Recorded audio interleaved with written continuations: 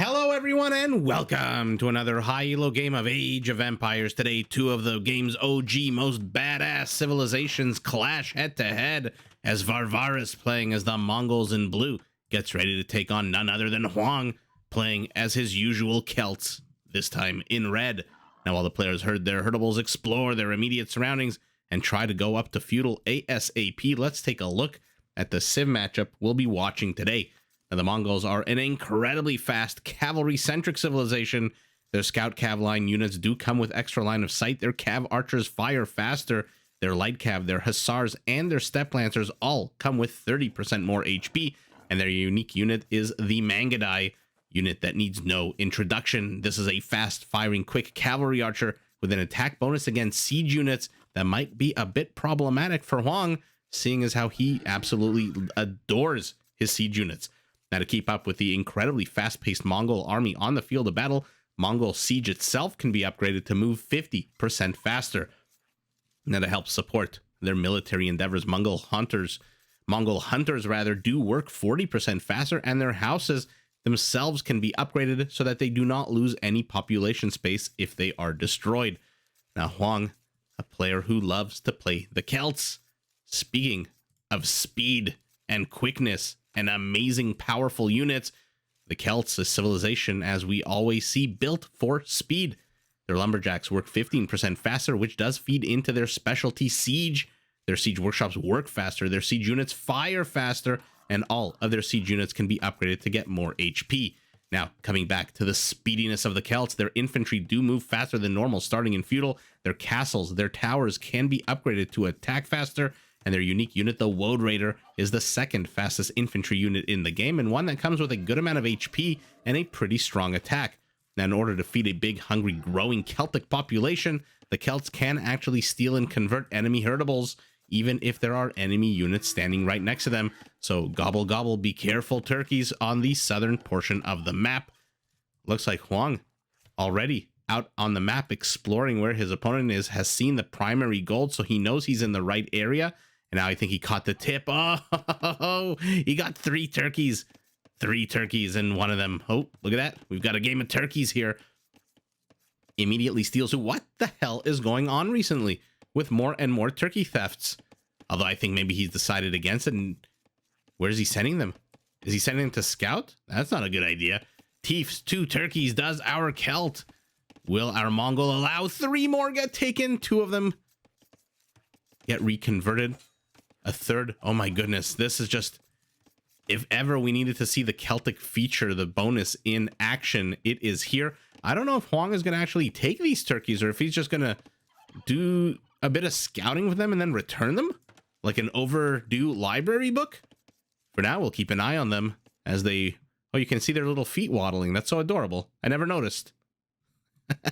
In any event, VarVarus, let's see what he's seen. Absolutely nothing. He does not know where his opponent is, although he has seen the location of additional resources. Both players at 17 villagers. Let's take this opportunity while we keep an eye on these turkeys, which are taking a bit of a wide berth here, so he might actually be taking them home, is Hoang. Let's take a look at their bases, see where the resources are located. Primary gold, nice and secure in the back for Hoang. Primary stone, also kind of off camera, off center. Additional resources, 1 in the forward position, and then a few in the backwards position. Additional stone very far off campus, and bushes as well in the forward position. We'll see what he does with that. Forward forest, I guess he could use this to wall off, although Hoang not exactly a big waller at the initial stages of the game, at least right as I say that. Of course, he walls the back portion of his base. I thought he would have at least waited till Feudal. I guess he's waiting till he clicks up to Feudal, which is exactly what's happening. And he's got 2 nice forests in the back, which do actually benefit the Celt quite significantly, especially a Celt player like Hoang, who we know is not going to go anything other than siege once he hits Castle Age. Primary gold for our Mongol, very exposed in the front. Primary stone safer in a T-shape in the back. And as we saw, a few additional gold patches off to the side. And where is his secondary stone? Very far forward. So we'll see if he has the time or the wherewithal to take that, because we know Hoang, if he has the opportunity, if our Mongol doesn't pressure him early, you know Hoang is going to set up shop somewhere in this big open expanse that he has already seen and he knows he's got a lot of room to play here. Both players heading up to Feudal. It will be our Mongol who reaches it first off the back of one less villager and about 30 seconds time advantage. And where's he going? Okay, I thought he was gonna Hoang here with a very forward push, but no, this is just 2 units building an archery range. Hoang sees it. Interesting. I wonder why he built those houses and then deleted them. Not like the scout's going to accomplish much. Its HP, even before it engaged with this scout, was pretty damn terrible. Turkeys made it to Hoang's base. 200 food extra for our Celt, who now moves out with 3 militias. VarVarus is going to see this. By the way, I'm hoping I'm saying this player's name right. Oh, look at this ring around the rosy here. He plays with these militiamen and absolutely, oh man, leaves them in the dust. I hope I'm saying this player's name right. I believe he's from Argentina. So I think the emphasis in Spanish, if I'm not mistaken, is on the penultimate syllable. Right? I think VarVarus, or is it VarVarus or VarVarus? In any event, if you know how to pronounce this player's name, if I am butchering it, I do apologize. As always, you guys know I love to get players' names right, especially if it's a player I haven't casted before, although I think I have casted VarVarus' game many moons ago. He now discovers where the Celt is located, where the pressure is going to be coming from. Let's see both players. 23 villagers, army count.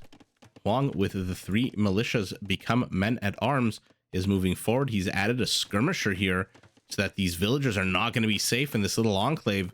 Not safe for, you know, against the very minimal damage that this skirmisher is going to do. But if the skirmisher can keep the villagers from repairing the palisades, then these men-at-arms are definitely going to be able to bust in. Although, where did Hoang go with this guy? Not too sure where he went. And here we go. He's attacking. Beautiful move here, by the way, out of our Celt to attack the one palisade that is the hardest one to reach. Or no, is he attacking the mill? I thought he was attacking the palisade in the back so that our Mongol couldn't really right-click on it easily without clicking on the mill. A bit of, you know, strangeness from Age of Empires as always. First blood goes to our Celt, who gets the scout, but now his army is in trouble. He might lose a man-at-arms. He does lose a man-at-arms, and then huffs it back home. Supply blocked at 34. And right as I finish that sentence, he unblocks himself, gets a nasal decongestion, and now is able to breathe and produce more units. But in come the skirmishers. Blue's going to see this. Blue's going to run the hell away. No, never. Run away, run away. Oh, a bit of a late movement there out of Blue means he loses an archer. And the kill count now stands 3-2. Civilian population, our Mongol, 3 villagers ahead, but 4 army count behind. What is Hoang building behind this? He's got his blacksmith. We've seen the archery range go up, and our Mongol, we saw the archery range, and he's getting a stable as well. Blacksmith already here. So both players have the requisite structures. Skirmishers are back, this time accompanied by only 1 man-at-arms and the OG scout, who has literally no HP left on him. And our blue Mongol is nonplussed. He does not care. Does not care at all. He is on the other side of the map, counter-attacking with 5 archers and another scout that kind of just hangs out. Remember, their scouts don't get extra HP. It is their light cav, etc., that do get extra HP. So right now, the scouts are pretty much similar. First economic kill here going to Hoang, who manages to get this villager with the spearman. No? Did he get it with the man-at-arms? Okay. That same man-at-arms is now chasing. He's on a runner's high. He wants more blood. He's tasted it. He has developed an affinity for it, but he cannot engage into a town center. He has to back away. And our Mongol here pulling, look at this, 10 idle villagers out of 34. A third of his economy is doing absolutely nothing. In addition to that, 2 more villagers doing absolutely nothing are going to be chased away by these skirmishers, but he's in the back of Hoang's base. And this is the problem when you use a resource patch as part of your wall off. It is very hard to defend at these stages of the game, rather this stage of the game, against ranged units who are going to be very annoying. But you know what's more annoying than 6 archers? A whole bunch of skirmishers here who are absolutely going to trap and wreck these archers. These archers have nowhere to go, and VarVarus doing a fantastic job, by the way, of targeting down his opponent's archers, getting those gold intensive units first, making sure that his scout can engage into this. Wow, all the archers are dead, and it's actually our Celt who loses more archer units than our Mongol here, but our Mongol does suffer a loss back home. So they are trading blows, these players. I don't mind this at all. So far, fantastic double archery range for our Mongol, who now backs away, has taken a bit of a beating, is a little traumatized, and takes a very wide approach to this base. Has not seen Hoang's army. Hoang's army has not seen his army. They're definitely going to see each other now. Oh no, oh no, bad movement command there. He loses 2 archers for nothing. Does manage to get a spearman, which means that this scout is still here and can do a little bit of trouble. And by a little, I mean really a little, because he is outnumbered 4-1. Even these damaged skirmishers are going to be able to do a lot of good work. 2 kills for this archer, probably these 2 spearmen here. And again, the players are just trading blows, but our Mongol for now is coming out on top. 18 kills to 11. No one is getting any kind of economic damage at all. The fact that they're building these big old armies tells us that they are going to take a bit more time to go up to Castle Age, which really, I mean, inures to the benefit of our Mongol. If you let Hoang just rush up to Castle Age, you know what you're going to find? You're going to find a siege workshop right here. So VarVarus is doing an amazing job so far, even though he hasn't really gotten any economic damage. And even though he's losing gold intensive units here to trash units, he is keeping the Celt at home. And look at this, he's not done yet. More and more units are streaming across the map. He is taking out these skirmishers. He is taking out spearmen. But what that leaves is these archers, which might be a bit of a problem. 24 kills to 18. Our Celt is closing the gap. And again, his economy not taking damage, even though he's down 4 villagers. And now the players are starting to bank resources. And it is our Celt who is, I was going to say 50 food, but then he bought 100 food away from going up to Castle, who clicks up first. Our Mongol, oh no, 400 food. Almost the entire amount of gold required, 240 or so, 140 rather gold, still away from going up to Castle. And he is investing in armor upgrades. He's using his food. He's building more scouts. Archers are eating up his gold. Scouts are eating up his food. Bloodlines is eating up his resources. Oh man, our Mongol is doubling down on feudal. Hoang is already more than halfway gone. Up to Castle. Oh, right, never mind.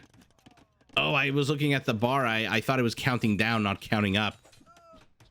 It's weird, the infographic here at the top right, because the number, the 110, 109 is counting down, but the progress bar is counting up.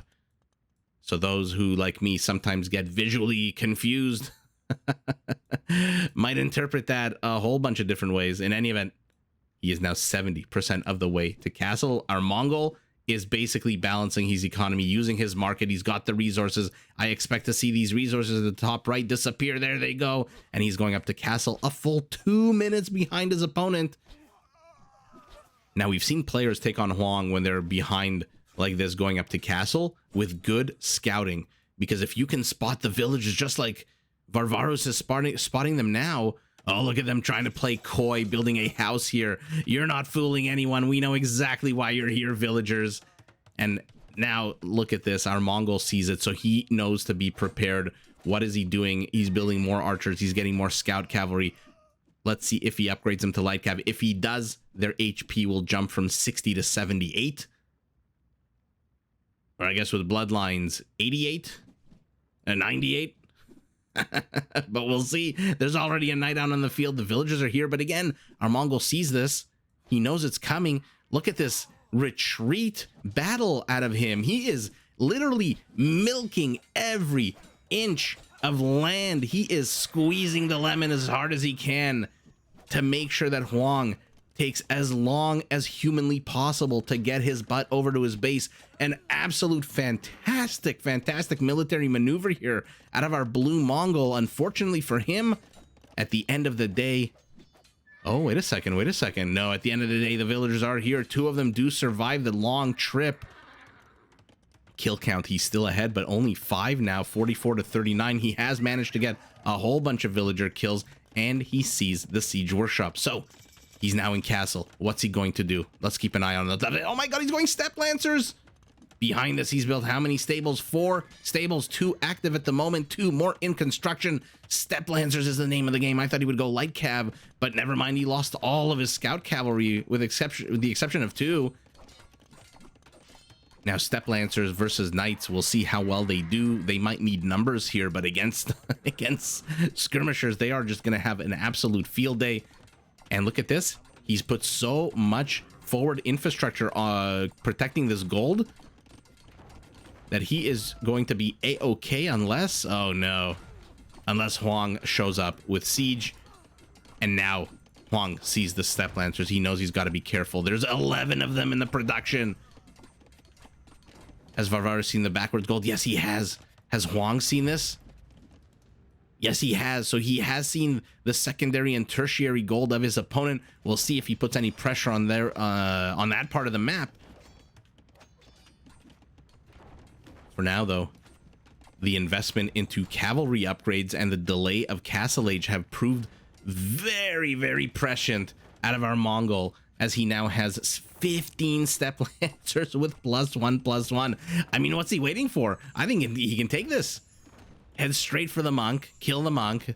You'll lose, let's say, 4 step lancers, maybe 5 step lancers to the spears. But who cares? You'll destroy this entire forward infrastructure position.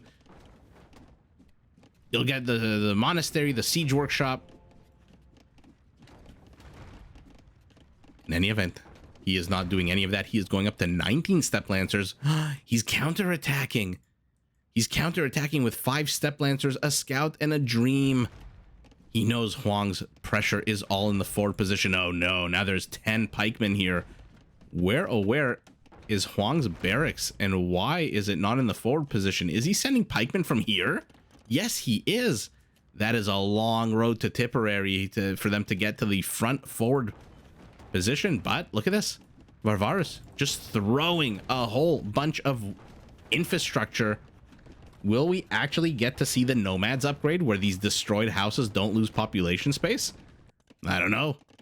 He reveals the step lancers. Oh, and look at them attacking from one behind the other. This is the benefit of having range, but a little bit too slow to attack means Hoang can absolutely build infrastructure behind this. So both players are just kind of barriering up Les Miserables style behind a whole bunch of wooden barricades here. And now he's pivoting over. Here is our Mongol. And Palisade is down. Oh, Hoang is a little too slow. He's a little too slow. This is going to be a massacre.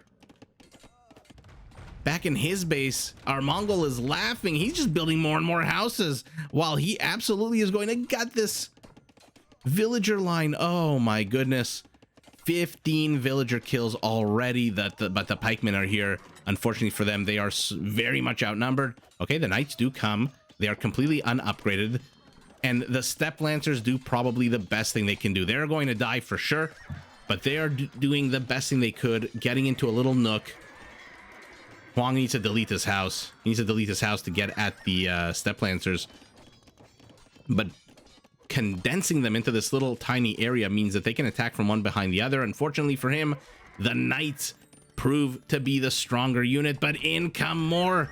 They take a bunch of very bad attack rounds. 1 mangonel down. 2 get converted, it looks like. The monks are still here. The mangonels are still here. The step lancers are engaging into pikemen. Oh, what an absolutely disastrous engage. Look at all the dead step lancers here.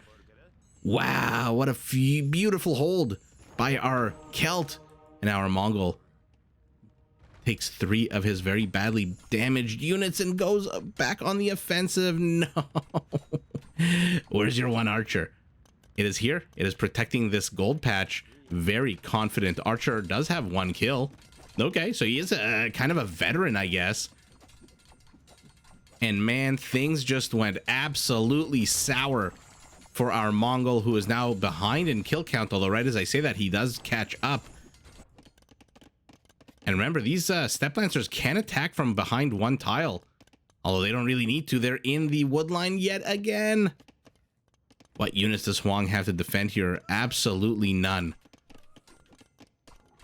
No, never mind. 2 pikemen show up. So bye-bye Steppe Lancers. Oh man, when they were spearmen, he stood a chance. But against pike and their plus 22 attack, look at that against cavalry. Plus 22 is just disgusting. 8 Steppe Lancers, 98 HP. No relevant attack bonuses whatsoever. And all of a sudden, the forward infrastructure, the clogging of the arteries that our Mongol created is all gone. There's just a few houses. This is very much open. A siege workshop of his own. He's building his own mangonels. He's got...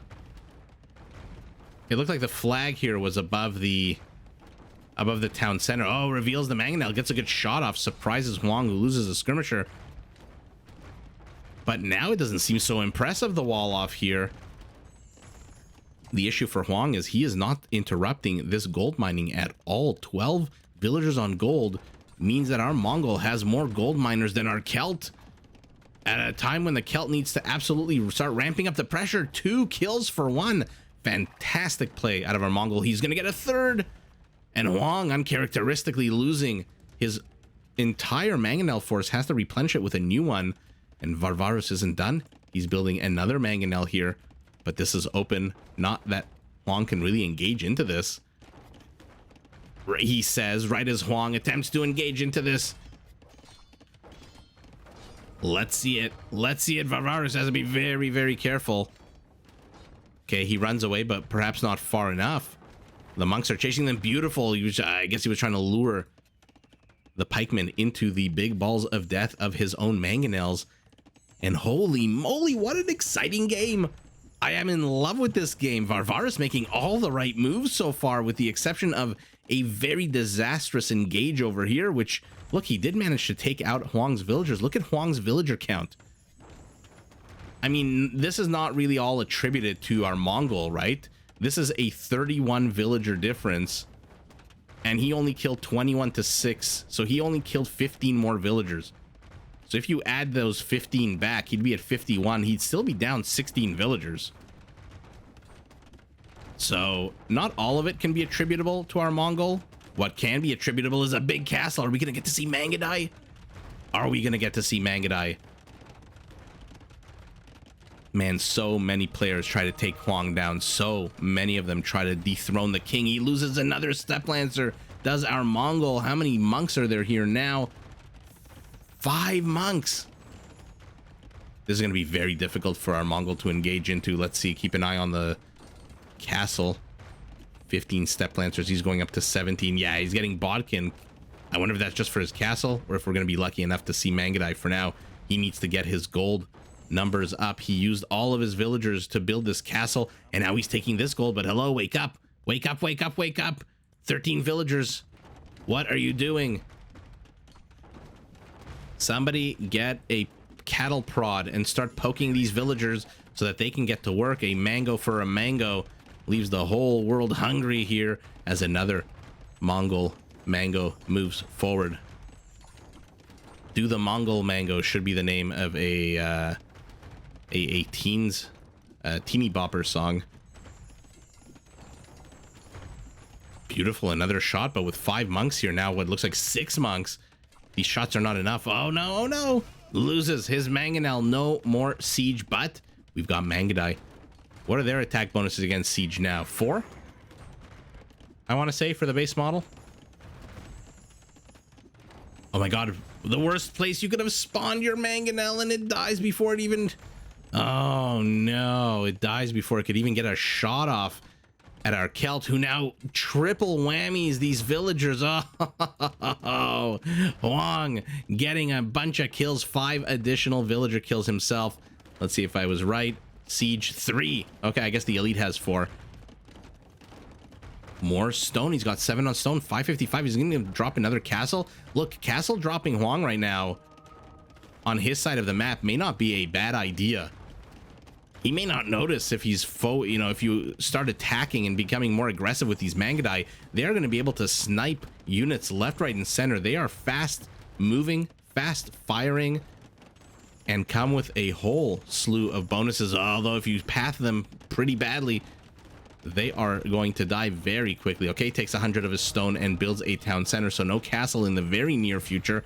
Loses 2 Mangudai to converts. Oh no. Hoang is just absolutely having his way now that he's busted his way into the base with these structures, with these units of his opponent. And at this point, VarVarus needs numbers. Okay, he's not. I thought he was going to castle drop Hoang. Instead, he builds a very defensive castle here. Pulls a whole bunch of villagers. Hoang sees this. He knows what's what. There's his vision. Mangonel comes out, gets 1. Will it get a second? No. But with his castle here, I don't think he really needs any more Mangonels. Yeah, and he stops all mango production. He is going full on Mangudai. Mongol, Mangonel, Mangudai. Man, oh man, this is a civilization of tongue twisters. Where are you going? Okay. 16 step lancers, abandoned ship, say F this.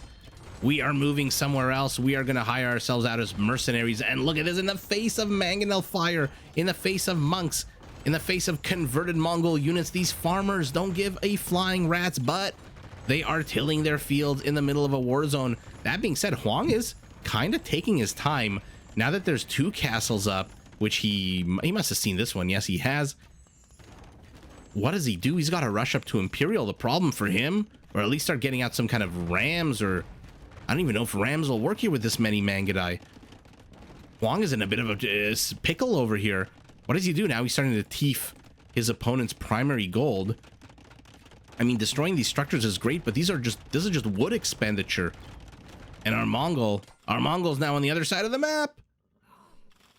Oh no. Does lose 1. Okay, does lose 1 step lancer, which is not good news. Cannot afford to lose a single unit, can our Mongol, even though he does have, again, the villager lead.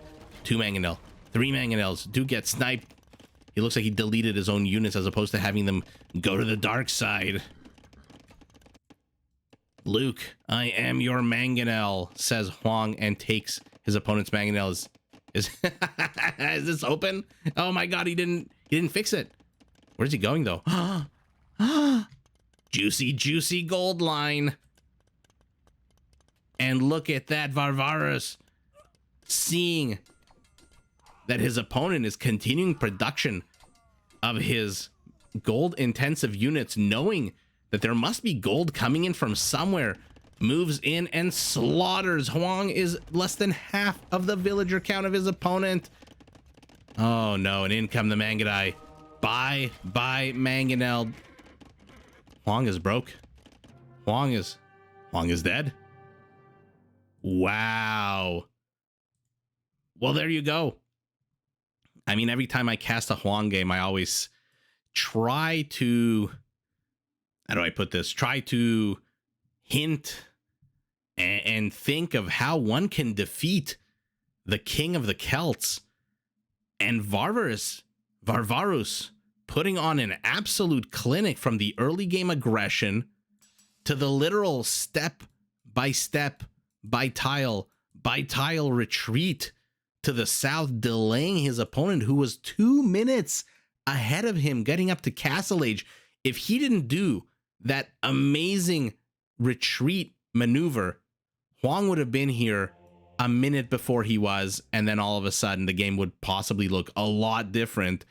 And then the backstab, knowing that your opponent's in castle, knowing that you have a unit that can destroy any siege up your sleeve, and therefore Rams, Mangonel, nothing in Castle Age can really engage into these castles. So VarVarus knows he's safe. And knowing he's safe, he says, you know what? I don't really need these step lancers right now. Let's get them. They move very fast, lightning fast, even though he just noticed towards the end he did not have husbandry. So they are just at a 1.45 tiles per second. And then just guts the gold. How many villagers on gold did he have?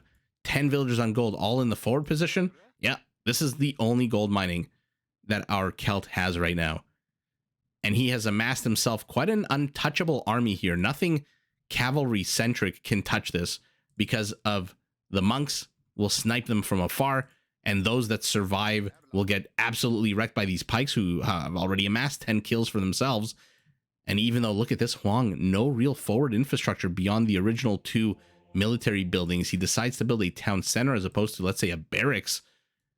And wow, VarVarus putting on an absolute clinic how to delay, get in the way of, engage with, and ultimately overcome the King of Celts. He scouted, he was aggressive when he needed to be, and I think that ultimately won him the game. I mean, look, never discount a player who has Mangudai, right? Mangudai are just absolutely way too OP.